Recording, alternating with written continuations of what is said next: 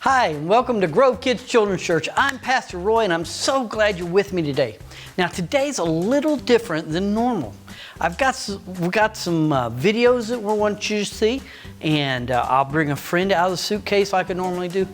But you're going to see some of your friends today. I've actually got some videos of some of the kids in Children's Church, maybe even you, doing some things around the house. Because today we're going to be talking about stewardship. How many of you remember last week? Last week we started the series on stewardship.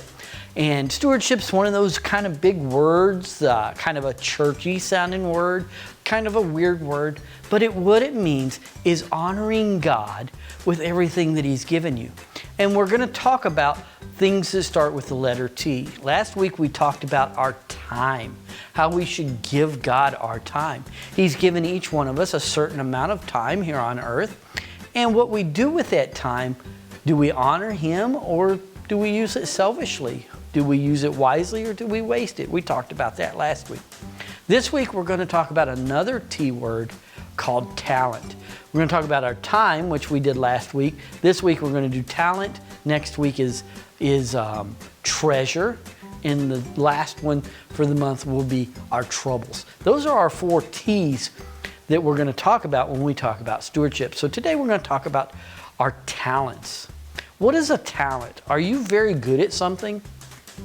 Some things you might be really good at that somebody else is not good at.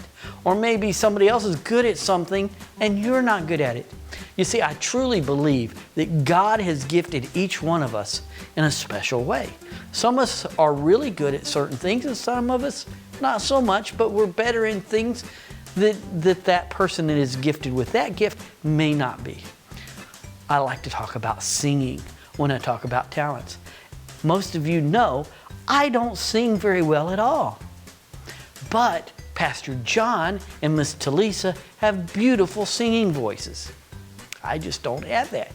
And if it was only singing the only thing that we could do for God, I'd be in trouble because I can't sing very well. But there's other things that I do. And today we want to talk about some of those things. You might see some things here on the table that look kind of strange. And I'll show you what those are here in just a moment. But before we get to all that, I want to talk about our memory verse right quick. Let's go over it. It's Psalm 37:5. And it says, commit everything you do to the Lord. Trust Him and He will help you. Psalm 37:5. If I commit everything to God, and I put my trust in Him, He'll help me. That's the way God works. There's another verse that I really love in the Bible, and it says, seek first the kingdom of God and His righteousness. When it comes to life and what we're doing, if we put God first, if you remember our magic trick last week where we had the 3 different colored balls and how the red one represented God, and we always wanted to keep it on top. When we put God first, everything else in life falls into place. So seek first the kingdom of God and His righteousness, and everything else will fall into place. Commit everything that you do to the Lord. Trust Him, and He'll help you. That's our memory verse. Now, here's some things I have on the table that I want to show you. How many of you remember this guy? This is Henry. If you've watched any of our videos over the last few weeks, you'll know that Henry was in several of those videos. Of course, something's missing. Henry's got no body. And actually, Henry's head, have you ever seen the inside of a puppet? Look at that. That's the inside of Henry. I had to take him apart and fix him because part of him broke. Now, here's the reason I have Henry out here is I wanted to show you what the inside looks like, but I also wanted to tell you I built Henry. Did you know that? I actually made Henry from the very beginning. Everything I cut out all this little wooden stick. I cut holes in it and ran strings down the sticks and hooked them to the buttons and sculpted and put him all together. And I even made all of these things inside. Now, I had to fix something that broke, so I peel his head back where it's all glued together and get in there and fix it. So now I have to glue him back together, and that's what I have my big glue gun here for. And we'll glue him back together here in a little bit. Now here's another puppet that I'm working on. He's not finished yet. You saw Henry in videos a couple weeks ago, but you haven't seen this guy yet. This guy, can you guess what critter this guy's gonna be? He's actually gonna be an animal. What animal do you think he's gonna be? That's right, he's gonna be a bird.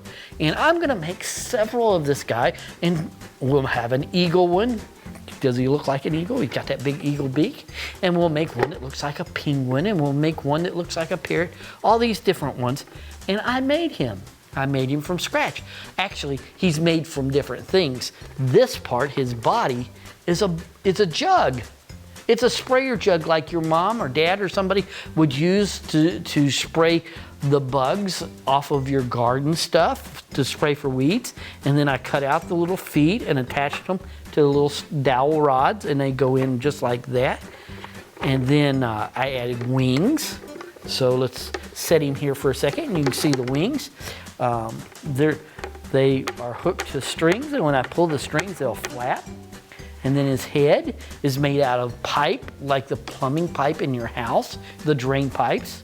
And I carved the beak out of wood, and when I attached it all together, I was able to make his eyes. His eyes are made out of wooden balls that I got at Hobby Lobby, and I made these stickers in my computer to give him eyeballs and hooked them to springs so that when I pull the string, it makes the eye wink, and I pull the other string, it makes his mouth move.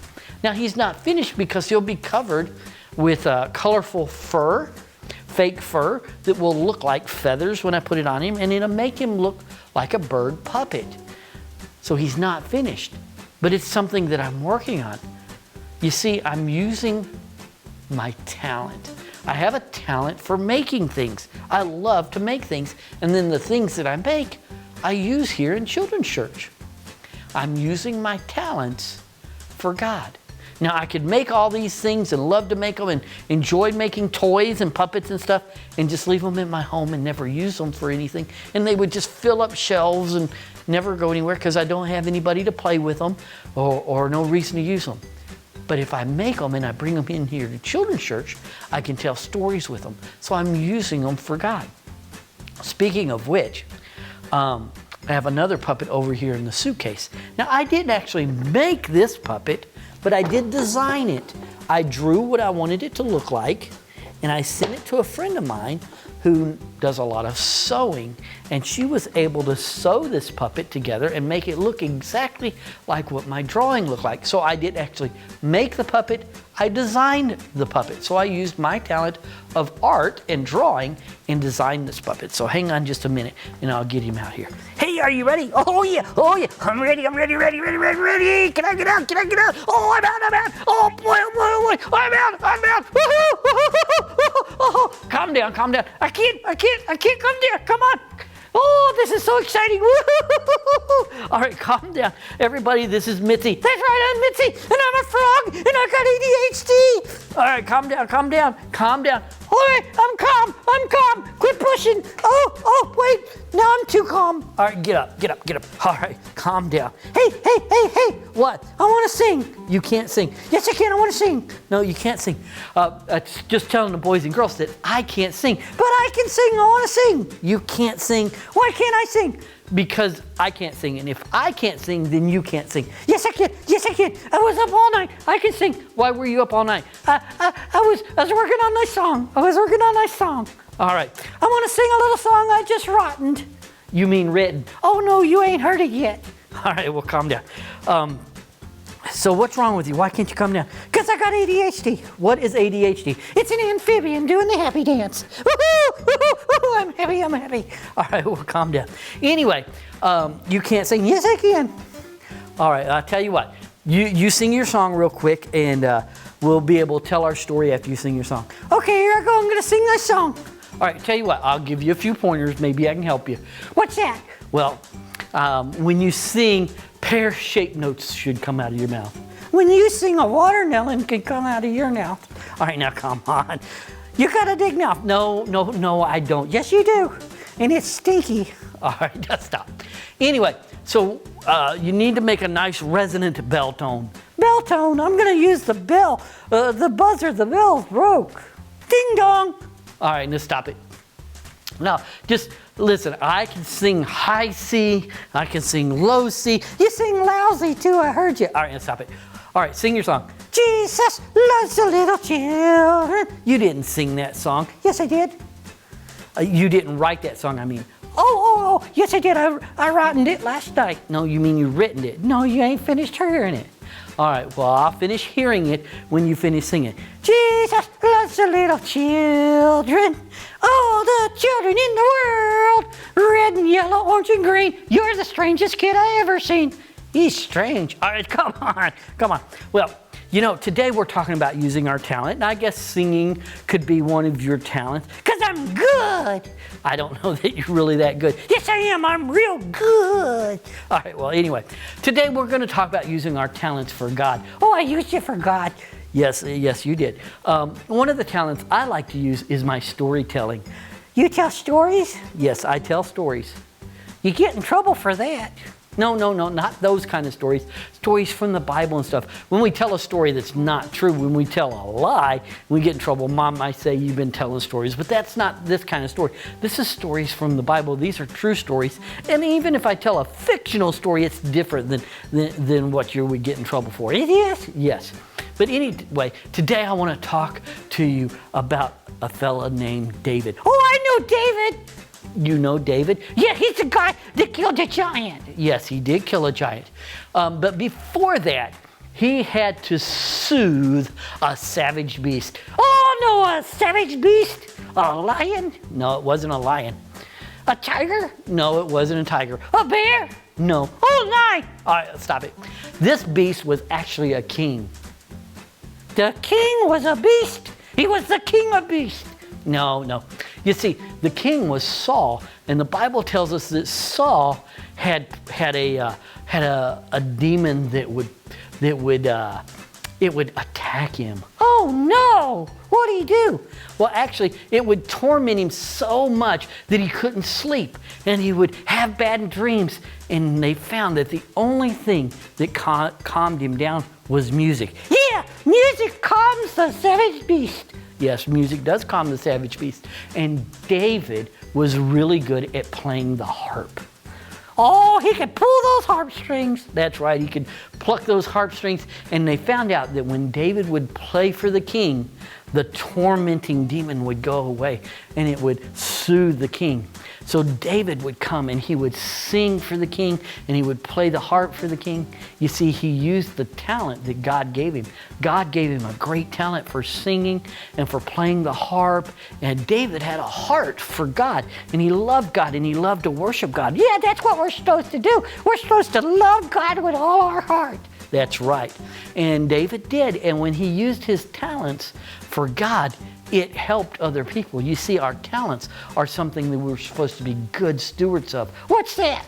Well, a steward is when we're a good steward, it means we take care of the things that God's given us and we use them for His glory and we commit our talents to Him. Like my singing, just like your singing. And there's others that are really good at doing things. Like who? Well, I've got some videos. And boys and girls, if you'll sit right here, those videos will come up. I want you to watch these videos of kids in children's church. These kids? Yes, these kids. Doing some neat things with the talents they have. So sit back and watch these kids.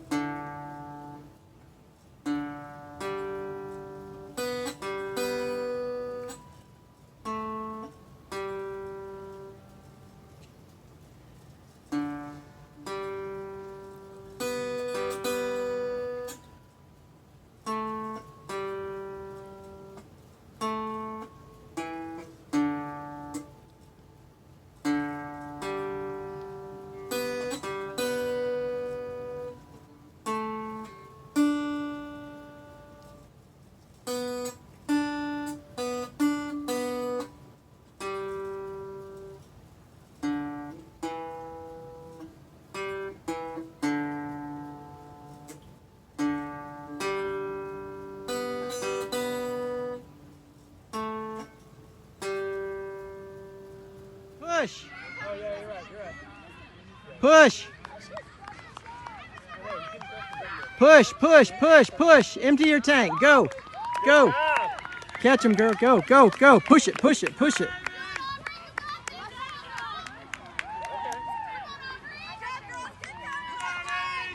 Stop motions, and we post them on our YouTube channel called Recon. Please subscribe to it, and this is how we make our Lego stop motions. So if you're doing something, you have to do something, then pause, do something, pause, do something, pause, and then same thing with the other thing. And then once it's finished, we just send our videos to YouTube, and we already have 32 subscribers, so please subscribe.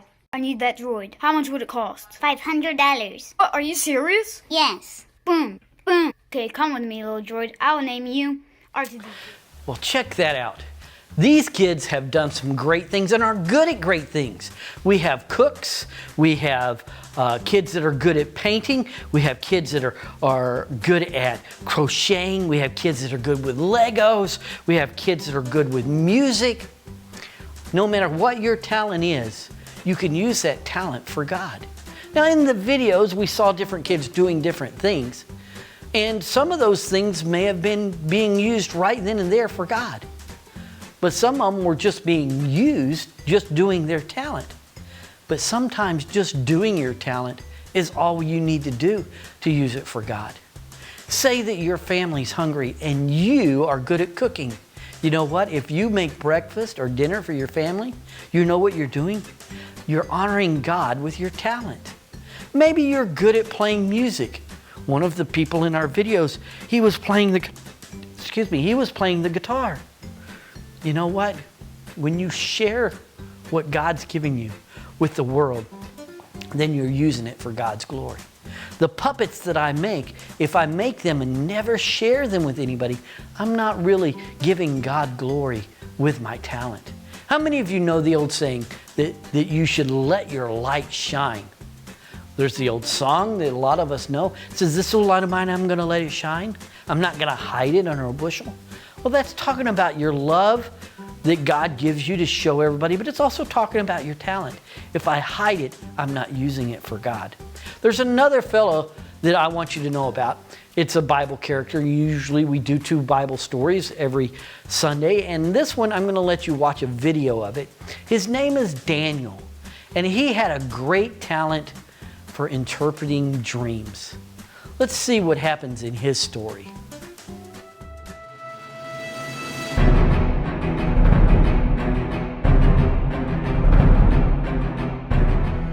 "2 years after rising to the throne of Babylon, King Nebuchadnezzar had a terrible dream.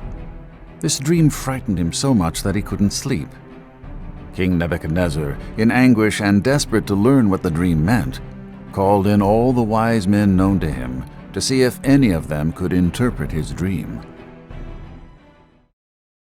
The wise men came before King Nebuchadnezzar and asked him to tell them about his dream, but the king refused. King Nebuchadnezzar demanded that the wise men first tell him what he dreamed, and then what the dream meant. The king declared, "If you can do this, I will give you great rewards. If not, I will have you put to death." In disbelief of the king's request, the wise men said, "King Nebuchadnezzar, what you ask is impossible. No one can do what you ask. Only a god could tell you your dream." This made King Nebuchadnezzar so angry that he ordered that all his wise men be put to death, including Daniel and his friends Shadrach, Meshach, and Abednego. When the king's chief soldier, Arioch, came to capture Daniel, he asked Arioch what was going on. Arioch explained the situation, and Daniel went to King Nebuchadnezzar to ask for time to interpret the dream. The king agreed, and Daniel hurried back to see Shadrach, Meshach, and Abednego so that they could pray for God's help. That night, God revealed to Daniel the king's dream and its meaning. The next morning, Daniel went to Arioch and said, "Don't execute the wise men of Babylon. I will interpret the king's dream." When Arioch brought Daniel before King Nebuchadnezzar, the troubled, tired king asked Daniel, "Can you tell me what I saw in my dream?" Daniel replied, "No one could tell you this, but there is a God in heaven who reveals mysteries. He showed me your dream and what it means." Daniel told the king, "God showed you the future through your dream. In your dream, you saw a statue with a head of gold, chest and arms of silver, belly and thighs of bronze, legs of iron, and feet of iron mixed with clay. Then a rock smashed the statue. The rock became a mountain that filled the whole earth. You, king, are the head of gold, and every other part of the statue are the kingdoms that will come after you. The rock represents a kingdom that God will establish that will last forever." King Nebuchadnezzar bowed before Daniel and showed him great honor for all that God had spoken through him. The king said, "Surely your God is the God of gods and the Lord of kings, the one who can reveal the greatest of mysteries." For his service, King Nebuchadnezzar promoted Daniel to a high position and placed him in charge of all the wise men. At Daniel's request, the king also promoted Shadrach, Meshach, and Abednego to rule over all the provinces of Babylon.